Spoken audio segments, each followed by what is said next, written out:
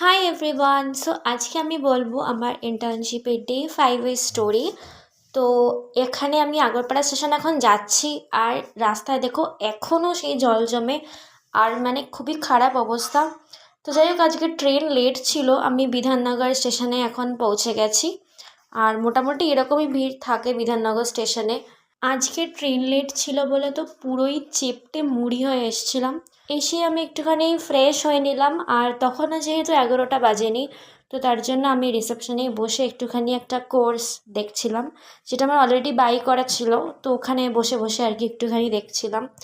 দেন আমি 7th ফ্লোরে চলে গেছি, অ্যান্ড আমার যে রিসার্চ রিলেটেড যা কিছু ওয়ার্ক, সেটা একটুখানি করছিলাম। আর এভাবেই আমার পুরো দিনটাই কেটে গেল।